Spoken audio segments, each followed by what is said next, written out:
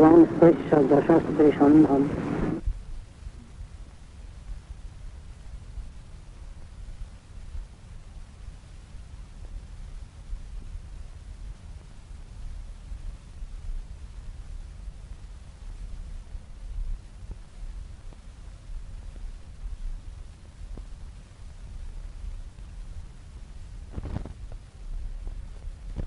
করাই জীবনের প্রধানতম কৃত্য। এইভাবে ছিল বিশ্বনাথ চক্রবর্তী পাদ দুর্বাস্তব থেকে গুরুর বন্দনা করেছেন। আজকে এই সভাতে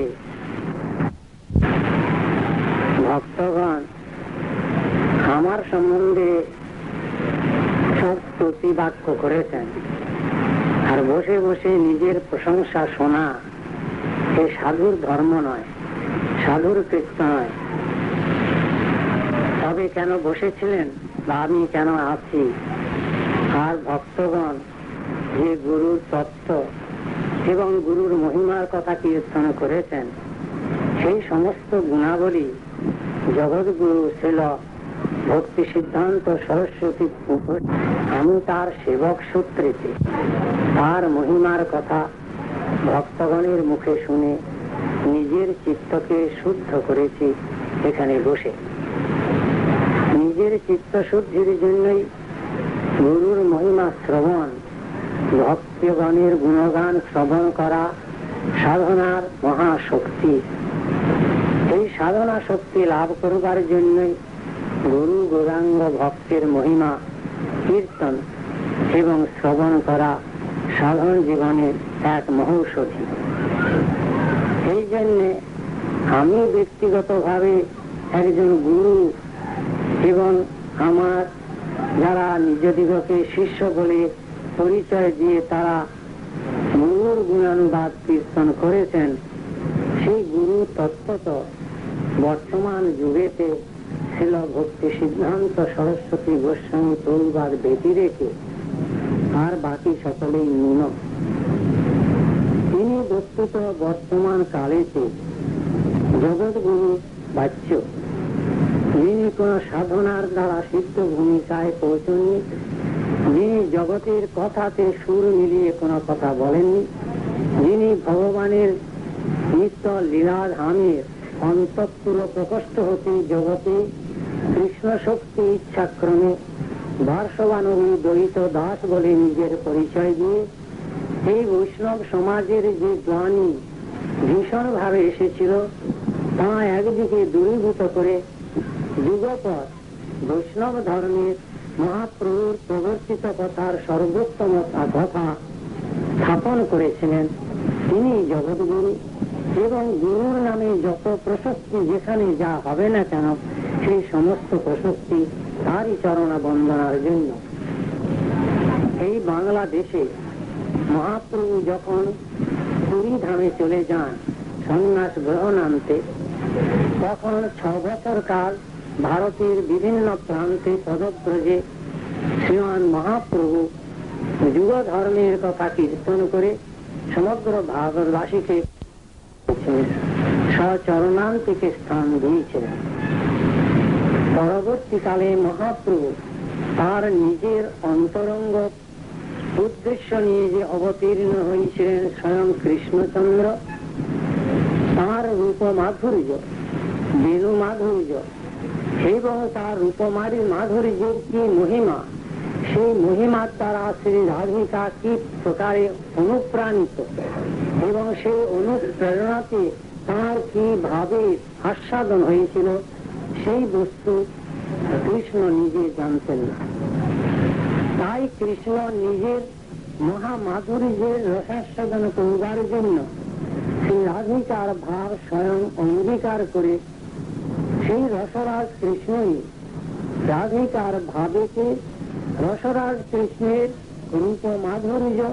রূপ মাধুর্যের মহিমা কি এবং সেই মহিমার আস্বাদন করে রাধিকার নিজের কি উল্লাস উদ্গম হয় তা স্বয়ং কৃষ্ণ আস্বাদন করবার জন্য মহাপ্রভুকে অবতীর্ণ হয়েছিলেন। এই কারণে মহাপ্রভুর শেষ 12 বৎসর কাল যে গম্ভীরার লীলা, সেইটি তিনি জগৎ ধর্মতে যুগ ধর্ম প্রবর্তনের কার্য নয়, সেটি তার নিজস্ব অন্তরঙ্গ ইচ্ছার পরিপূর্তি। কিন্তু প্রথম 24 বছর কাল নবদ্বীপেতে থেকে এবং পরবর্তীকালে সন্ন্যাস গ্রহণান্তে 6 বছর কাল ভারতের সর্বত্র পদব্রজে পরিভ্রমণ করে জগৎজীবের নিকট এই কলিকালের যে যুগ ধর্ম হরিনাম মহামন্ত্র এবং এই হরে কৃষ্ণ মহামন্ত্র কীর্তনের দ্বারা কেবল শুদ্ধা ভক্তি প্রাপ্তি নয়, বৈকুণ্ঠ ধাম প্রাপ্তি নয়, অযোধ্যা ধাম অতিক্রম করে বিরজা রাজ্য পার হয়ে অপরদিকে দ্বারকাপুরেতে দ্বারকাধীশের পাদপদ্মের শুদ্ধা ভক্তির স্বরূপকে অতিক্রম করে মথুরাপুরে মথুরানাথ বাসুদেব কৃষ্ণের পরণে ভক্তির কথাও পার হয়ে গিয়ে ব্রজের অন্তঃপুরেতে প্রেম ও মাধুরী রসের যে ভক্তির সর্বোত্তমতা সেইটি প্রচার করবার জন্য অকাতরে উদার্য বিগ্রহ গৌর হরি স্বয়ং কুরুক্ষেত্রে পুরীধামে থেকে তিনি নিত্যানন্দ প্রভু এবং অদ্বৈতাচার্যকে বাংলাদেশে ফেরত পাঠিয়েছিলেন। অপরদিকে তাঁর নিত্য পরিকর রূপ সনাতন দাস গোস্বামী, ভট্ট গোস্বামী, রঘুনাথ দাস গোস্বামী, শ্রীজীব গোস্বামী এবং গোপাল ভট্ট গোস্বামীর দ্বারা তাঁদিগকে ব্রজধামে প্রেরণ করে রাধা কৃষ্ণের লীলার কথা জগতের কাছে ব্যক্ত করবার জন্য শক্তি সঞ্চারিত করে নির্দেশ করেছিলেন। এই যে মহাপ্রভুর দ্বারা প্রেরিত হয়ে নিত্যানন্দ প্রভু বাংলাদেশে এসে যে গৌরে প্রবর্তিত হরিনাম সংকীর্তন এবং কৃষ্ণ প্রেমের উৎকর্ষের কথা প্রচার করেছিলেন, তারপরে নিত্যানন্দ প্রভুর তিরোধানের পরে তাহার পুত্র বীরভদ্র প্রভু সেই নাম এবং প্রেম ধর্ম বাংলাদেশে বিনা বিচারে সকলের কাছে আবার বৃদ্ধ বনিতা ব্রাহ্মণ চন্ডাল সকলকে অকাতরে বিতরণ করেছিলেন। যে প্রেম ধর্ম, সেই প্রেম ধর্মের নামে বাংলাদেশের বৈষ্ণব ধর্মেতে মহা কলঙ্ক কালিমা এনে দিয়েছিল। সেই প্রেম ধর্মের নামেতে কামের কুৎসিত নৃত্য সারা বাংলাদেশের তদানীন্তন বৈষ্ণব ধর্ম নামে পরিচিত ঘৃণিত হয়েছিল। আউল বাউল, নেড়া নেড়ি, অতিবাড়ি, গোপী ছাড়ি, গৌরাঙ্গ নাগরিক, এই যে বিভিন্ন 13 অপসম্প্রদায় প্রায় 150 বছর পূর্বে বাংলাদেশের বৈষ্ণব ধর্মের নামে ঘৃণা এবং অতি অবজ্ঞা এনে দিয়েছিল। যে সমস্ত অপদার্থ লোক সাধন রাজ্যের কোনো চেষ্টাই নাই, সত্যের কোনো পন্থা লাভ করেনি, তত্ত্বজ্ঞানের সম্পূর্ণ অভাবের ভিত্তিতে প্রেমটাকে কামের রাজ্যেতে পরিণত করে কামকে প্রেম বলে পরিচয় দিয়ে এই আউল বাউল নেড়ানেড়ির ধর্ম বাংলাদেশে বৈষ্ণব ধর্ম নামে পরিচিত হয়েছিল। এবং নিত্যানন্দ প্রভুর অহৈতুকী কৃপা এবং পরবর্তীকালে তাহার পুত্র বীরভদ্র প্রভু এই বৈষ্ণব ধর্মের প্রেমের কথা সর্বত্র বলার ফলে বাংলার তদানীন্তনকালে যে সমস্ত অবর জাতি, আমরা তখনকার দিনে 100 বছর 80 বছর পূর্বে যাদিগকে ছোট লোক বলতো বাংলার সমাজ, ব্রাহ্মণ কায়স্থ নিজদিগকে শ্রেষ্ঠ অভিমান করতেন এবং এই নেড়ানেড়ি সম্প্রদায় মানে বৈষ্ণব ধর্ম ছোট লোকের ধর্ম, এই বলে এই বাংলাদেশে বৈষ্ণব ধর্মে কুৎসা রটেছিল। তার কারণ এই অযোগ্য ব্যক্তিগণ ধর্মের কোনো সন্ধান রাখে না, তত্ত্বজ্ঞানের সম্পূর্ণ অভাব, অজ্ঞ মূর্খ সমাজ ওই সমস্ত তথান্তর কালে বাংলাদেশের যাদিগকে লোকে বলে অছুত জাতি, ছোট লোক, এইভাবে সমাজে যাদিগকে ঘৃণা করত। সেই সব লোকের ভিতরে মহাপ্রভুর দানের যে সর্বোত্তমতা, প্রেমের কথা, প্রেমের রাজ্যের অন্তঃপুরের কথা ছড়িয়ে দেওয়ার ফলে এই অজ্ঞ সমাজ তিলক মালা ধারণ করে তারা কামের রাজ্যকে বৈষ্ণব ধর্ম বলে প্রচার করেছিল। তার ফলে নেড়ানেড়ি মানে পরের স্ত্রীকে নিয়ে পারকীয় রসের কুৎসা নিজের জীবনে ধর্ম বলে বহুমানন করেছিল সমাজের ভিতরে। গ্রামে গ্রামে বৈরাগিনীরা সকালবেলা এসে রাই জাগো কত নিদ্রা যাও কালা মানিকের কোলে বলে গান করে পাড়ায় পাড়ায় বেরিয়ে ওই পর নারী পর পুরুষের একত্র বাসেতে দ্বারা রাধা গোবিন্দের উন্নত উজ্জ্বল রসের যে পারকীয় রসের পরমত্বটাকে এত হীন ঘৃণিত অতি তুচ্ছ কামের তাণ্ডবের রাজ্যেতে এনে বৈষ্ণব ধর্মের নামে প্রসার করেছিল। গোসাইগণ তারা নিজেদেরকে কালাচাঁদ বলে, গোস্বামী গুরু সাক্ষাৎ কৃষ্ণ শাস্ত্র বলেছেন। যেহেতু শাস্ত্র বলেছেন গুরু সাক্ষাৎ কৃষ্ণ, এবং যেহেতু কৃষ্ণ রাসলীলা করেছেন, বস্ত্র হরণ করেছেন, এই অপদার্থ এই গুরু সমাজ বাংলাদেশেতে ওই সমস্ত রমণী শিষ্যগণকে নিয়ে তাদের বস্ত্র হরণ লীলা আর তাদের নিয়ে রাসলীলা এই সমাজের ভিতরে ধর্ম নামে চালিয়েছিল। এইভাবে বাউল সমাজ তারা নিজের কাম কে অধিকতর ভাবে সম্ভব করবার জন্য কি প্রকারে কামের ব্যবহারটা কে দীর্ঘকালে সেটি সম্ভব করতে পারে সেইভাবে বীর্য পান করে তারা এই বাউল সম্প্রদায় বৈষ্ণব ধর্মের নামে এই বাংলাদেশে ছড়িয়ে পড়েছিল। এই প্রকারের বৈষ্ণব ধর্মের এত খারাপ যে কোন সম্ভ্রান্ত ঘরের ছেলে যাদের কিছু চরিত্র বল আছে, যারা নিজের আত্মমর্যাদা জ্ঞান রাখে, যারা নিজের বংশের গৌরব রক্ষা করতে চায়, সেই সময়কার বাংলাদেশের লোক বৈষ্ণব ধর্মের নাম শুনলে তারা নাক সিটকুত। বৈষ্ণব ধর্ম নাম হচ্ছে ছোট লোকের ধর্ম, অসভ্য লোকের ধর্ম, চরিত্রহীন লোকের ধর্ম, যারা নিরন্তর এই কামটাকে প্রেম বলে নির্লজ্জ ভাবে সমাজে কামের তাড়না সমাজকে দিয়ে কুৎসা করে দিয়েছিল। এমন যে মহা দুর্দিন, এই দুর্দিন হতে মহাপ্রভুর যে সর্বোত্তম ধর্মের কথা, প্রেম রাজ্যের মহা মাধুর্যের কথা, যেটি বৈকুণ্ঠ ধামে লাভ হয় না, যেখানে লক্ষ্মী নারায়ণ বৈকুণ্ঠ ধামে চির বিরাজিত, শঙ্খ চক্র গদাপদ্মধারী নারায়ণের রাজ্যে যে সন্ধান পাওয়া যায় না, তদুপরি বাসুদেব কৃষ্ণেতে যে সন্ধান পাওয়া যায় না, মথুরাপুরেতে দিব্য চিন্ময় ধামেতে যে কথা দ্বারকাপুরে দ্বারকাধীশ মহিষী বর্গের চারণে গিয়ে পাওয়া যায় না, যেখানে গোলক বৃন্দাবনের অন্তঃপুরের যে মহা মাধুর্য রসের কথা শুধু চেতনের পূর্ণ উন্মেষণ নয়, চেতনের পূর্ণ উন্মেষণের পরে যদি গৌরহরির কৃপা করুণা শক্তি লাভ হয়, তজ্জাতীয় জীবসত্তাতে সেই পরমার্থ ভূমিকায় পৌঁছলে তবে প্রেমের কিঞ্চিত মাত্র সন্ধান পায় কি না পায়, এমন যে অতি দুর্লভ প্রেমের কথা সেইটি কামের রাজ্যের সঙ্গে এক করে দিয়ে এই বাংলা দুর্ভাগা বাংলাদেশের বৈষ্ণব সমাজ ধর্মের নামে কলঙ্ক এনেছিল। এ কোনো গোপনের কথা নয়, কোনো তৈরি কথা নয়। 50-60 বছর পূর্বে যাদের এই বাংলাদেশে জন্ম হয়েছিল তারা সব জানেন যে বৈষ্ণব ধর্মটা ছোট লোকের ধর্ম। এই ভাষা ব্যবহার হতো সমাজে। বৈষ্ণব মানে ছোট লোক, বৈষ্ণব মানে চরিত্রহীন, বৈষ্ণব মানে ব্যভিচারী। এই যে ভগবানের যা নাকি সত্য যুগে ভগবান দেননি, ত্রেতাতে যার সন্ধান পাওয়া যায় না, এমনকি দাপর যুগে স্বয়ং ভগবান কৃষ্ণচন্দ্র সপরিকর এই বিশ্বে অবতীর্ণ হয়ে যে প্রেমের মহামাধুর্যের কথা স্বয়ং একমাত্র আস্বাদন করেছেন, আর কেউ সে কথা জানে না। সেই কথা উদার বিগ্রহ কৃষ্ণচন্দ্র রসরাজ মহাভাব দুই এক রূপ, আশ্রয় এবং বিষয় বিগ্রহ কৃষ্ণ, আশ্রয় বিগ্রহ রাধিকা। স্বয়ং কৃষ্ণই নিজেকে নিজে দ্বিতীয় মূর্তিতে প্রকট করে এই রসমাধুর্যের কথা প্রকাশ করে একমাত্র কলিকালে চৈতন্য দেবী অনন্ত যুগের ভিতরে সর্বপ্রথম দিয়েছিলেন। সেই পরাস্পর কথাকে অতি নিম্নতম ভূমিকায় এই বাংলার বৈরাগী সমাজ এনে দিয়েছিল।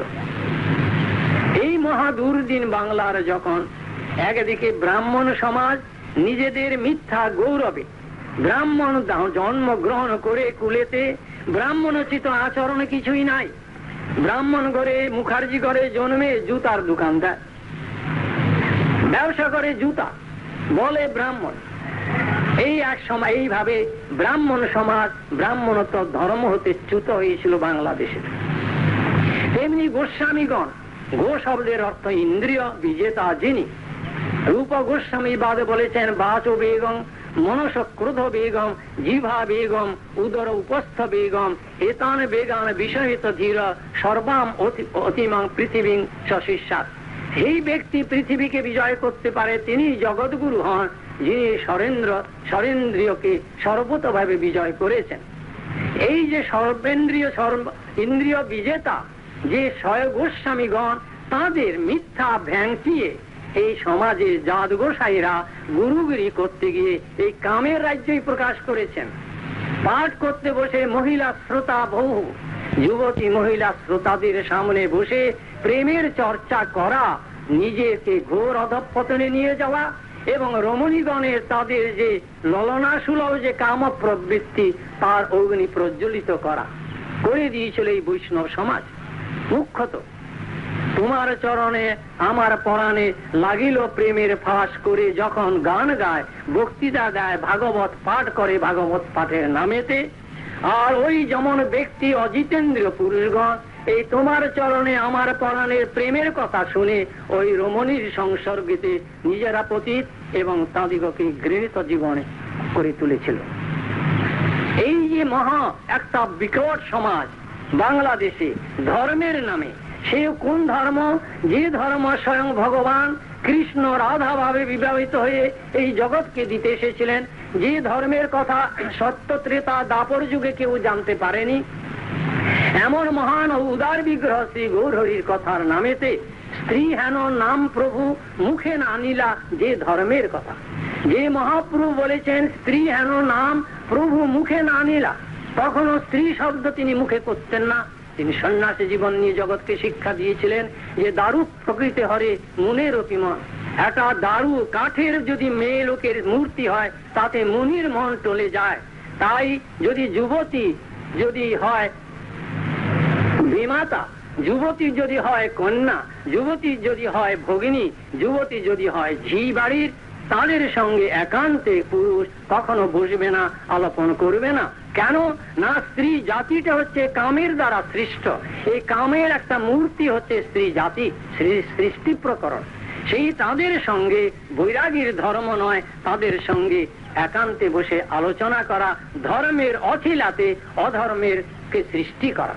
কিন্তু মহাপ্রভুর ধর্মে যে বলেছেন স্ত্রী হেন নাম প্রভু মুখে না আনিলা, সেই মহাপ্রভুর কে জন্য ভিক্ষা করতে গিয়েছিলেন ছোট হরিদাস। ছোট হরিদাস তার জন্য মুষ্টি ভিক্ষা, চাল ভিক্ষা করে এনেছেন। মহাপুরুষ শুনেন যে ভিক্ষা করে এনেছেন, তার বাড়িতে একটি যুবতী নারী আছে। এনেছিলেন এক বৃদ্ধার কাছ থেকে চাল ভিক্ষে করে মহাপ্রভু ভগবানের জন্য। তার সেবক মহাপ্রভু বলেন যে ওর মুখ আমি দর্শন করি না। বৈরাগী হইয়া করে প্রকৃতি সম্ভাষণ, দেখিতে না পারো মই তাহার বদন। বৈরাগী হয়ে, ত্যাগী হয়ে, ত্যাক্তাশ্রমী হয়ে যদি স্ত্রীলোকের সঙ্গে সম্ভাষণ করে, মহাপ্রভু বলছেন তার আমি মুখ দর্শন করি না। মহাপ্রভু যখন তাকে বর্জন করলেন, তার নিজের সেবক যার জন্য ভিক্ষা করে এনে মহাপ্রভুকে দিতেন, সেই মহাপ্রভু তাকে পরিত্যাগ করলেন। তিনি রমণীকে সম্ভাষণ করেছিলেন বলে তার সেই দুঃখে দুঃখিত হয়ে সেই ছোট হরিদাস ত্রিবেণীতে গিয়ে গঙ্গা যমুনার সঙ্গমেতে নিজের দেহ ত্যাগ করেছিলেন, আত্মহত্যা করেছিলেন। সংবাদ যখন মহাপ্রভুর কাছে এলো যে মহাপ্রভু আপনি উদার বিগ্রহ ভগবান, আর আপনার জন্য চাল ভিক্ষে করেছিল এই অন্তরের ভক্তি নিয়ে, কিন্তু সে ঘরে যুবতীর সঙ্গে সে কথাপন করেছে বলে আপনি এত কঠোর শাস্তি দিলেন, সে দেহ ত্যাগ করেছে। মহাপ্রভু উত্তরে বললেন বৈরাগী সম্ভাষিত হয় যোগ্য পরিণতি। বৈরাগী হয়ে যদি স্ত্রী সম্ভাষণ করে, তার এইভাবে আত্মহত্যা করাই তার উপযুক্ত শাস্তি। মহাপ্রভু তাকে বললেন না যে তাই তো আহা লোকটা প্রাণ বিসর্জন দিল। এই যে কঠোর ধর্ম, যে ধর্মের রাজ্যে প্রেমের কথা বলতে এসেছেন, আর জগৎ সারা সংসার হচ্ছে কামের দ্বারা পরিচালিত। সারা বিশ্ব ওই পিঁপড়ের থেকে আরম্ভ করে দেবরাজ ইন্দ্র পর্যন্ত কামেতে বিভাবিত। সেই রাজ্যেতে প্রেমের কথা বুঝতে হলে কি কঠোর সাধনা সাপেক্ষ, কি প্রকার সঙ্গ করা দরকার, এই না জানতে পারার দরুন ওই সব অযোগ্য ব্যক্তিগণ গুরুর আসন গ্রহণ করে অজিতেন্দ্রীয় হয়ে জিতেন্দ্রীয় পুরুষের নকল করতে গিয়ে এইভাবে বাংলার বৈষ্ণব সমাজকে এরকম অতি পতিত ভূমিকা এনে দিয়েছিল। বৈরাগী সমাজের কথা আমি অনেক বলতে পারি আপনাদের কাছে। আমি দীর্ঘ 54 বছর ধরে এই বৈষ্ণব সমাজের ভিতরে ওতপ্রোত ভাবে মিশেছি, দেখেছি, ভিতরকার খবর আমি রাখি।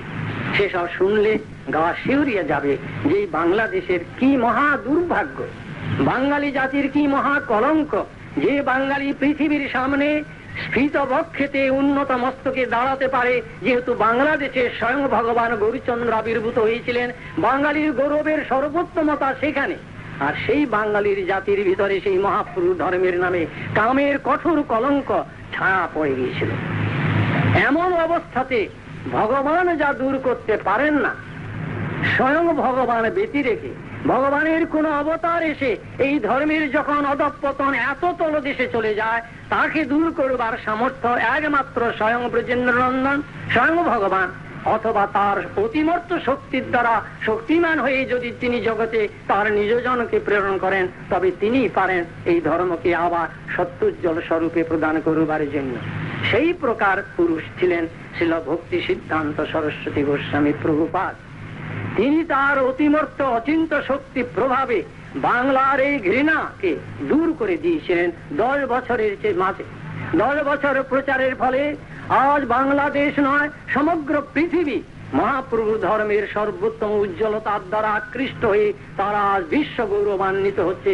এই বাংলাদেশে শ্রীল প্রভুপাদের পাদপদ্ম হতে শক্তি সঞ্চারিত তার সেবক বৃন্দের দ্বারা তিনি করেছিলেন প্রচার। তিনি ছিলেন ঝাড়ুদার। ঝাড়ুদার ঝাঁটা দিয়ে পরিষ্কার করে, কাটা ময়লা আবর্জনা ধুলো সব সরিয়ে দেয়। ঝাড়ুদার একজন, তার হাতে থাকে ঝাঁটা। সেই ঝাঁটা নিয়ে কি করে হয়, তাতে অনেকগুলো শলা থাকে। সেই শলাগুলো তাতে একসঙ্গে বেঁধে নিয়ে ঝাড়ুদার যেমন ঝাঁটার দ্বারা সমস্ত ময়লা দূরে করে দেয়, তেমনি শ্রীল ভক্তি সিদ্ধান্ত সরস্বতী গোস্বামী প্রভুপাদ তার নিজ শিষ্য বর্গকে তার সেই ঝাঁটার শলাকার রূপে একটিকে গ্রহণ করে তার দ্বারা সমবেত চেষ্টার দ্বারা তিনি 10 বছরের ভিতরে তিনি বাংলার এই যে মহা কলঙ্ক কালিমা বৈষ্ণব ধর্মের এই নেড়ানেড়ি ধর্ম বলে যা উৎসাহ লাভ করেছিল, যেখানে অসত্য জীবনের তাণ্ডব নৃত্য এসেছিল, তিনি সমস্ত ব্রাহ্মণ সমাজের বিরুদ্ধে দাঁড়িয়ে ব্রাহ্মণগণ ব্রাহ্মণ ধর্ম হতে বিচ্যুত হয়ে তারা শূদ্র হতে অধিক বৃত্তিতে তাদের চরিত্র চলে গেছে। সমগ্র ব্রাহ্মণ সমাজের বিরুদ্ধে তিনি দাঁড়িয়ে বলেছিলেন যে ব্রাহ্মণতা যার এসেছে তিনি ব্রাহ্মণ, কেবল ব্রাহ্মণ ঘরে জন্মেই তিনি ব্রাহ্মণ হয় না, ব্রাহ্মণতার দ্বারা ব্রাহ্মণকে পরিচয় দিতে হবে। ডাক্তারের ছেলে হলেই যে ডাক্তার হবে যেমন বলা যায় না, ডাক্তারের ছেলে ইঞ্জিনিয়ার হতে পারে, মহামূর্খ হতে পারে। তেমনি একটা কুলে জন্মালেই সেই কুলেতে গৌরব নিয়ে পূর্বপুরুষগণের গৌরবকে নিজে মুখে আওড়ে দিলে তো সেই সত্তা, সেই গুণবান সে হয় না। তাই গুণের দ্বারা বর্ণ আশ্রম ধর্ম পুনঃস্থাপন করেছিলেন ভক্তি সিদ্ধান্ত সরস্বতী পাদ। তার অতিমত্ত শক্তি যখন তিনি এই বললেন যে একমাত্র বৈষ্ণবী দীক্ষার দ্বারাই ব্রাহ্মণতা লাভ হয়, আর খালি জাতিতে জন্মে ব্রাহ্মণ পিতামাতার ঔরসে জন্মালে সেই ব্রাহ্মণ হয়ে সে জন্মায় না, ব্রাহ্মণ কুলে জন্মালে সেই নারায়ণের পূজা করতে পারে না যতক্ষণ পর্যন্ত সে তার দ্বিজত্ব না লাভ হয়। উপনয়ন সংস্কারের পূর্বে ব্রাহ্মণের ছেলে হলেই যেমন সে ব্রাহ্মণ বলে নারায়ণের পূজা করবার অধিকার পায় না, তার দ্বিজত্বের অপেক্ষা রাখে, সংস্কারের অপেক্ষা রাখে। তাই বলেছেন একদিকে তার প্রচার যে সমাজে এই যে জাতি বর্ণ নিয়ে চলে এসেছে, সমস্ত জাতি এবং বর্ণ ধর্ম হতে চ্যুত হয়ে ব্রাহ্মণ নেই, শূদ্র নেই, চণ্ডাল নেই, কারো কিছুই নেই, সব অধর্মের দ্বারা পরিচালিত এই সমাজে চলেছে। তেমনি গোসাই নাম দিয়েছে গোস্বামী বলে তাদের গোসাই, জিতেন্দ্রিয়তা আদৌ নেই, আছে কামুকতার মূর্ত বিগ্রহ। তাই এ সমাজে ধর্মের নামে গ্লানি। তাই গোস্বামী সমাজের বিরুদ্ধে সরস্বতী গোস্বামী পাদ বললেন, গোস্বামী বংশে জন্মালে গোস্বামী হবে না, স্বরেন্দ্রীয় বিজেতা পুরুষ যিনি তিনি একমাত্র গোস্বামী, অজিতেন্দ্র পুরুষকে গোস্বামী বলে ধর্মের গ্লানি এনে দেবে মাত্র। সমাজে তাই হয়েছিল। এইভাবে তিনি বিভিন্ন সমাজের বিভিন্ন দিকেতে ধর্মের যে মহা অধর্ম এসে তাকে আচ্ছন্ন করে দিয়েছিল, তার অচিন্ত শক্তি প্রভাবে স্বল্পকালের মধ্যে বিদূরিত করে, শুধু তাই নয়, এই অতন নিরসন নয়, ধর্ম নয় কি, সত্য ধর্ম নয় কি, বৈরাগী কেন ধর্ম নয় কেন, নারায়ণেরই ধর্মটা ধর্ম নয় কেন, গোসাইগিরিটা ধর্ম নয় কেন, গুরুগিরিটা ধর্ম নয় কেন, এইগুলো যেমন একদিকে নিরসন করেছেন শাস্ত্র সিদ্ধান্ত বাক্যের দ্বারা, অপরদিকে ধর্মের স্বরূপ কি, গোস্বামী কে হন, গুরুর সত্তা কোথায়, গুরুর স্বরূপ কি, ধর্মের সাধনা কি, এবং ভক্তি আরম্ভ করে শ্রদ্ধা হতে আদৌ শ্রদ্ধা, তত সাধু সঙ্গত ভজন ক্রিয়া, অনর্থ নিবৃত্তি সাত তত নিষ্ঠা শক্তি তত ভাব, অথ প্রেম অভ্যুদয়ঞ্চতি সাধকানাং অয়ং প্রেম ন প্রাদুর্ভাবে ভবেৎ ক্রম। এই যে ছিল রূপ গোস্বামীপাদ ধর্মের 9টি স্তরের ক্রম বিকাশের কথা বলেছিলেন ছিল সরস্বতী গোস্বামীপাদ, সেই ভূমিকাকে সমাজকে দিয়েছিলেন। তোমরা হঠাৎ আজ বৈরাগী হয়ে কালই তুমি প্রেম প্রেম করে বলে বেরিও না। প্রেম এখন বহু দূরে, হৃদয় এখন কামে ভরপুর। আগে কামকে দূর করো, হৃদয়কে স্বচ্ছ করো, সাধনার দ্বারা নির্মলতা লাভ করো, ভক্তি সিদ্ধান্তে সুপ্রতিষ্ঠিত হও, তত্ত্ব জ্ঞানে নিজের জীবনকে উদ্ভাসিত করো, তবে স্বয়ং স্ফুরত্বেদ কৃষ্ণ প্রেম, কৃষ্ণ নাম স্বয়ং এসে আবির্ভূত হবে, চেষ্টার দ্বারা তা লাভ হবে না। বলে কয়ে কারোর সঙ্গে যেমন প্রেম করা যায় না, প্রেম হচ্ছে অসত প্রবৃত্তি, জাগে। এই বিশ্বেতেও একজনকে বললাম তোমায় আমি খুব ভালোবাসি, বললেই ভালোবাসা হয়ে যায় না, সেখানে অন্তরের উভয়ের প্রবৃত্তি জাগা চাই। এই জগতে যেমন তুচ্ছ রূপে তার পরিচয় যায়, ভগবত রাজ্য ও ভগবত প্রেম কল্পনা করে বলে গপ্প করে আমি কৃষ্ণ প্রেমিক বলে ধেই ধেই করে নাচলেই কৃষ্ণ প্রেমা হয় না। হরে কৃষ্ণ বলতেই মাটিতে গড়িয়ে পড়লে তার অষ্টসাত্ত্বিক বিকার হয় না। হরে কৃষ্ণ বলতে খোলে তালি না দিতে দিতে চোখে ঝরঝর করে আর আহা করে চেঁচিয়ে উঠলাম, এই বলে ভক্তির পরিচয় তার ভিতরে পাওয়া যায় না। ভক্তির স্বরূপ লক্ষণ কি, তাই অপরদিকে যা স্থায়ী যে স্থাপন করেছেন সেইটি তিনি করেছিলেন। তারই মহিমা আজ বিশ্বময়, শুধু বিশ্বময় শব্দের না, বাস্তবতাতে পৃথিবীর এমন কোন দেশ এখন নাই যেখানে সরস্বতী গোস্বামী প্রভুদের বাণী তারই শক্তিতে, তারই ঝাঁটার এক একটি শলাকা রূপে তার শিষ্যবর্গ দ্বারা তিনি প্রচার করছেন, প্রচারক তিনি। সুতরাং যেখানে আজ তাঁর প্রশিষ্যগণ তাদের নিজ নিজ গুরুর মহিমা কীর্তন করেন, সেই মহিমার মূলেতে হচ্ছেন ছিল সরস্বতী গোস্বামী প্রভুপাদ। তাই জন্য বসে আমার নিজের মহিমা শ্রবণের জন্য আমি এখানে বসে নেই, তার মহিমা কীর্তন যা কিছু হয়েছে সেই বর্তমান যুগের যে একমাত্র জগৎগুরু, রোজ রোজ হাজারে হাজারে রাস্তাঘাটে জগৎগুরু পাওয়া যায় না। জগৎগুরু একই সময়েতে 200-300 বছর পরে ইতিহাসে পাওয়া যায়, আসেন, তার দ্বারাই জগতে ধর্মের পুনঃস্থাপন হয়। বৈষ্ণব ধর্মের নামে আজ ভারতের শ্রেষ্ঠ সমাজ, আজ গৌড়ীয় মঠের যে প্রচারিত মহাপ্রভু ধর্ম কি আজ তারা বুঝেছে। আমরা যখন প্রথম প্রভাবের কাছে আসি উল্টা ডিঙ্গি, তখন বালিগঞ্জের দিকে দক্ষিণ কলকাতা লোকরা জানতই না আছে।